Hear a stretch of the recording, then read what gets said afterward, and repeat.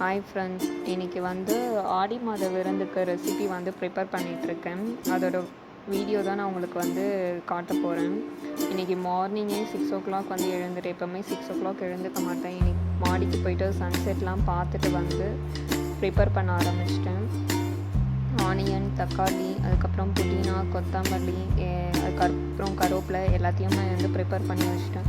Before டேவே ஃபிஷ்ஷும் prawn எல்லாமே clean பண்ணி எடுத்து வச்சிட்டோம். மார்னிங் எழுந்ததும் எடுத்து வெளியில் வச்சதுக்கப்புறமா ஃபர்ஸ்ட் மீன் குழம்புக்கு ப்ரிப்பேர் பண்ண ஆரம்பிச்சிட்டேன். ஒரு பேனில் 2 tablespoon ஆயில் ஊற்றிட்டு கொஞ்சோண்டு வெந்தயம், கடுகு, சோம்பு, சீரகம் மட்டும் போட்டுட்டு ஆனியன் போட்டு நல்லா வதக்க ஆரம்பிச்சிட்டு 4 பச்சை மிளகா, 3 தக்காளி போட்டு நல்லா வதக்க ஆரம்பிச்சிட்டேன். சைடில் பார்த்திங்கன்னா நான் புளியும் ஊற வச்சிட்டேன். புளி லெமன் சைஸ்க்கு புளி எடுத்துகிட்டு அது கூட ஒரு கையளவு நான் உப்பும் போட்டதுக்கப்புறம் எல்லாம் வதங்கினதுக்கப்புறமா புளி தண்ணியை ஊற்றிட்டு தேவையான அளவு மிளகாத்தூள் போட்டுருங்க. சாமிக்கு நான் படைக்கிறதுனால நான் எதுவுமே டேஸ்ட் பண்ணலை.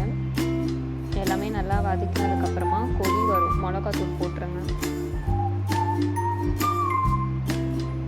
சங்கரா மீன் தான் அப்போ வாங்கிட்டு வந்தாங்க. க்ளீன் பண்ணி அம்மா வச்சுட்டாங்க. ஃபர்ஸ்ட் டே சங்கரா மீன் போடுறதுனால நம்ம 10 minutesக்கு மேலே நீங்கள் விட்டிங்கன்னா மீன் உடஞ்சிடும். 10 minutes உங்களுக்கு போதுமானது தான். போட்டுட்டதுக்கப்புறமா நீங்கள் ஆஃப் பண்ணிடுங்க. நான் இப்போ புளி ஃபுல்லாக நான் கரைச்சிட்டு சிம்மில் வச்சுடுங்க. நீங்கள் இன்னும் தீ வேகமாக வைக்காதீங்க. இதுதான் எங்கள் மாமி வந்திருந்தாங்க.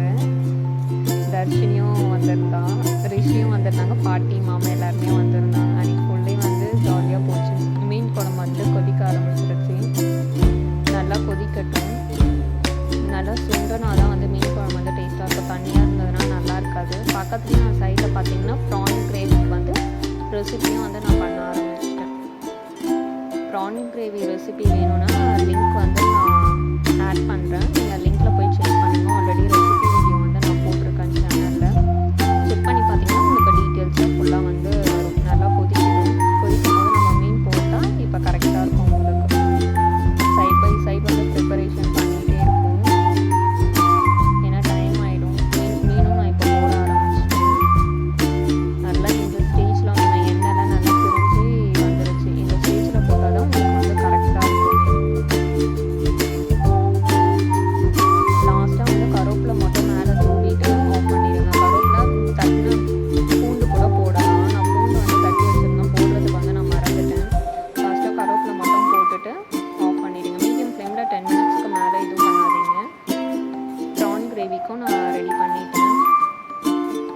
நல்லா ப்ரான் கிரேவி நல்லா தொக்கா வந்துருச்சுன்னா ரசத்துக்கு வச்சு சாப்பிட்டுக்கலாம். மட்டன் பிரியாணி, திண்டுக்கல் மட்டன் பிரியாணி தான் நான் பண்ணியிருந்தேன்.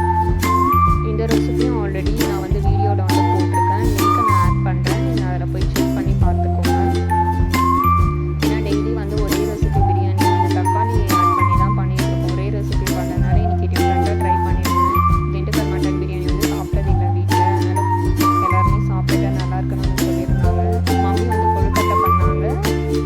மாமி சிக்கன் 65 ரெசிபி பண்ணியிருந்தாங்க. மற்ற ரெசிபி எல்லாமே நான் ப்ரிப்பேர் பண்ணியிருந்தேன். எல்லோரும் சாப்பிட்டுட்டு நல்லா இருக்குன்னு சொல்லியிருந்தாங்க. ரொம்ப ஹாப்பியாக இருந்தது. வீட்டில் இருந்தாங்கன்னா 5 பேருக்கு தான் பண்ணுவேன். எல்லாருமே வந்ததுனால நான் 10 பேருக்கு பண்ணேன். குவான்டிட்டி எல்லாமே கரெக்டாக இருந்தது.